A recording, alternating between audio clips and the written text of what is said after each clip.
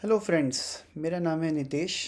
आज जो हम बात करने वाले हैं कि एक टू बकेट स्ट्रेटजी से आप अपने गोल्स को आराम से पूरा कर सकते हो। हमेशा हमें अपने मनी को एक पर्पस देना चाहिए कि जो पैसा आपको 1 साल में, 2 साल में, 3 साल में चाहिए, वो आपको सेफ्टी वाले इंस्ट्रूमेंट्स में डालना चाहिए। वो आपको लिक्विडिटी वाले इंस्ट्रूमेंट्स में डालना चाहिए। लिक्विडिटी का मतलब कि जिसको आप कभी भी निकाल के यूज़ कर सकते हो, जैसे कि आपका फ़िक्स डिपॉज़िट है। तो अगर आप कभी भी जो आपको पैसा 1 साल में, 2 साल में, 3 साल में चाहिए, उसको अगर आप फ़िक्स डिपॉज़िट जैसे इंस्ट्रूमेंट में या लिक्विड म्यूचुअल फंड जैसे इंस्ट्रूमेंट में अगर आप रखोगे, तो वो आपका पैसा सेफ़ भी रहेगा, लिक्विड भी रहेगा। उसको आप कभी भी निकाल सकते हो और यूज़ कर सकते हो। गोल्स हमेशा हमारे दो तरह के होते हैं, short term, long term. Short term में जो आपको पैसा जल्दी ज़रूरत पड़ने वाला है, आपको क्या करना चाहिए? एक पेपर पे हमेशा अपने गोल्स लिखने चाहिए कि मेरे को 1 साल में, 2 साल में, 3 साल में क्या क्या करना है, क्या क्या गोल्स को अचीव करना है। किसी के लिए गाड़ी ख़रीदना हो सकता है, किसी के लिए फर्नीचर ख़रीदना हो सकता है, किसी के लिए कुछ एजुकेशन पे पैसा लगाना हो सकता है, किसी के लिए गैजेट हो सकता है, किसी के लिए ये सभी हो सकते हैं। और तो आप ये सब आपके प्लान्ड एक्सपेंसेस हैं, जिसको आप प्लान आउट करते हो कि ये सब मुझे करना है 1 साल में, 2 साल में, 3 साल में। तो आप इसकी लिस्ट बनाइए, इसके लिए आपको कितने पैसे की ज़रूरत पड़ने वाली है, आप उसे लिखिए। Second, emergency fund. इस इमरजेंसी फ़ंड में जो पैसा होता है या इसकी जो रिक्वायरमेंट होती है, ये प्लान्ड नहीं है, इसको आप प्लान नहीं करते। These are unplanned expenses. ये जो एक्सपेंसेस हैं बता कर नहीं आते। किसी की जॉब लॉस हो गई, किसी के घर में बीमारी आ गई, किसी के घर में कोई रिपेयर की रिक्वायरमेंट आ गई, किसी की गाड़ी की रिपेयर की रिक्वायरमेंट आ गई, और ये सब जो खर्चे इंश्योरेंस से नहीं निकल पाए। ऐसा नहीं होता कि इंश्योरेंस से सारे पैसे निकल जाते हैं, कुछ पैसा उसके बाद भी आपको ज़रूरत पड़ पड़ती है। तो वो एक इमरजेंसी रिक्वायरमेंट के लिए भी आपको कुछ पैसा हमेशा रखना चाहिए।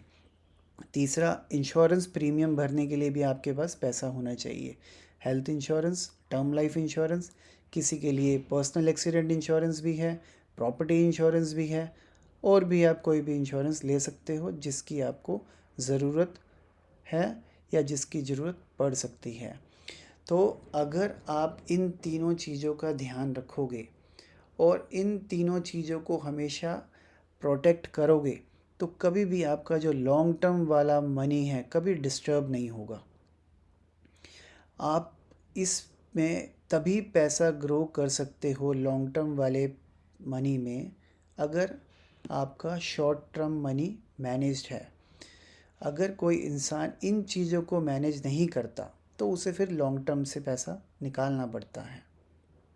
अब लोग सोचते हैं कि मुझे एक अच्छा म्यूचुअल फंड बता दो जो कि 1 साल में, 2 साल में 30%, 40% ग्रो हो जाए और मैं अपना गोल अचीव कर लूँ। लेकिन किसको मालूम है कि मार्केट 1-2 साल में बढ़ेगा, नहीं बढ़ेगा। मार्केट अगले 5 साल, 7 साल, 10 साल में ज़रूर बढ़ेगा और बहुत ही अच्छा ग्रो करेगा। लेकिन 1 साल में, 2 साल में कोई पूछे तो प्रोबेबिलिटी 50-50% है। कोई 10 साल में पूछे तो प्रोबेबिलिटी 90% है कि ज़रूर बढ़ेगा। तो इसमें जो बकेट टू में जो पैसा ग्रो तभी कर पाएगा अगर आप बकेट वन को मैनेज रखोगे। बकेट वन को मैनेज नहीं किया तो बकेट टू डिस्टर्ब हो जाएगी। ये अगर डिस्टर्ब हो गई तो फिर आपकी मेहनत बेकार हो जाएगी। तो हमेशा आपको किसी भी साल में जब आप एनुअल प्लानिंग करते हो, तो आपको हमेशा यही ध्यान रखना है कि मेरे को अगले 3 साल में किस पैसे की ज़रूरत होने वाली है, और अगर वो पैसा कम पड़ता है तो आप ज़रूर थोड़ा पैसा यहाँ से निकाल सकते हैं बकेट टू से।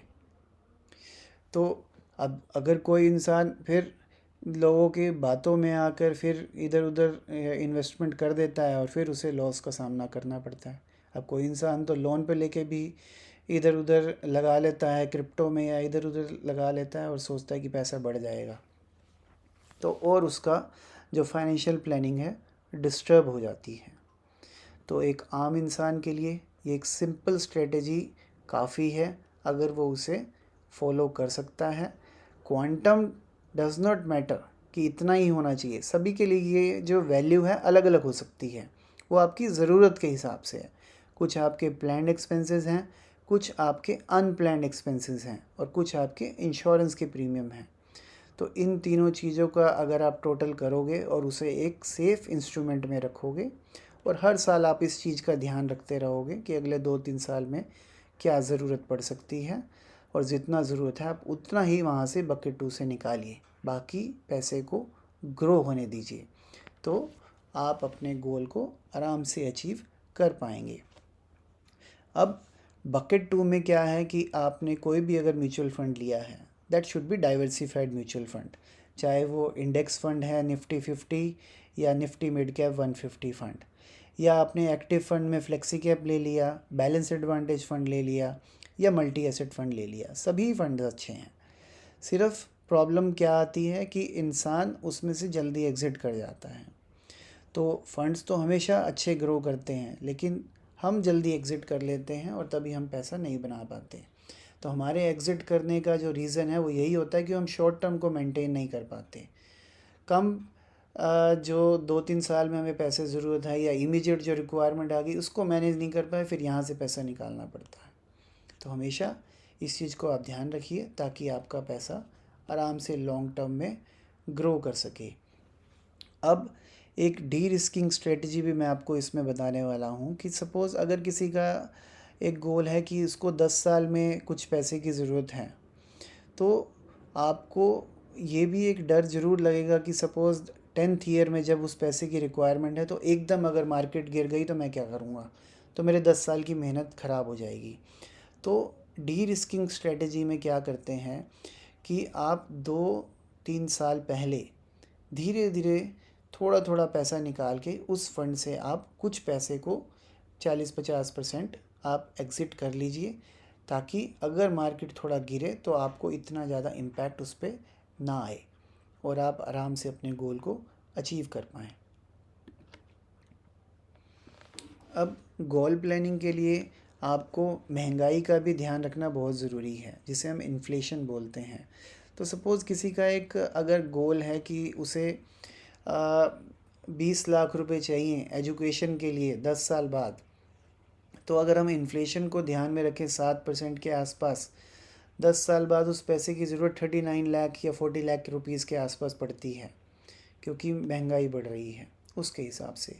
तो आपको जो अब अपनी एसआईपी करनी है वो 40 लाख के हिसाब से करनी है, और अगर आपको 40 लाख रुपए की ज़रूरत है 10 साल में, और अगर आपके पास 50,000 रुपये आज की डेट में हैं इन्वेस्टमेंट के लिए, तो इक्विटी ने वैसे 12%, 15%, 18%, 20% रिटर्न दिया है, लेकिन हमें ऑप्टिमिस्टिक होने के साथ में थोड़ा सा पेसिमिस्टिक भी होके सोचना चाहिए कि अगर ऐसा ना हुआ तो बेयर मिनिमम कितना होगा कम से कम।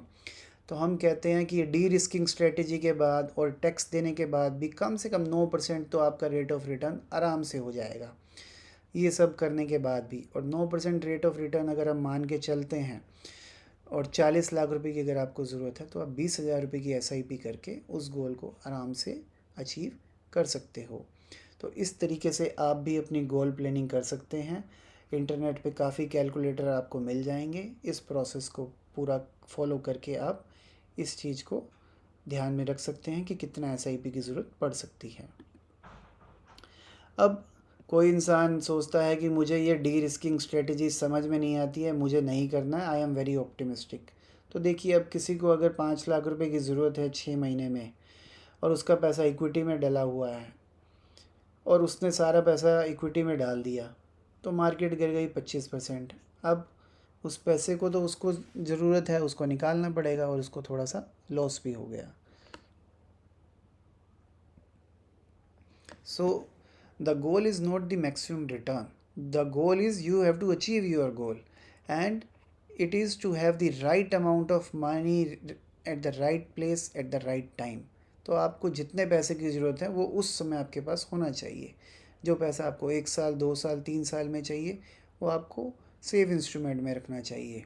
और हर साल आप देखोगे अगर कुछ पैसा आपको वहाँ से ज़रूरत है तो लॉन्ग टर्म वाली में से निकाल के आप शॉर्ट टर्म वाले में कन्वर्ट करते रहिए और आप अपने गोल को पूरा कर सकते हैं। So protect your short term money, let the long term money grow, repeat the process and this process can be followed for any of the goal. किसी भी गोल के लिए इस प्रोसेस को आप फॉलो कर सकते हैं, अपने गोल्स को अचीव कर सकते हैं।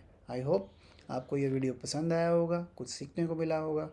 वीडियो को लाइक कीजिए, चैनल को सब्सक्राइब कीजिए, अपने फैमिली एंड फ्रेंड्स के साथ शेयर कीजिए। Thank you very much.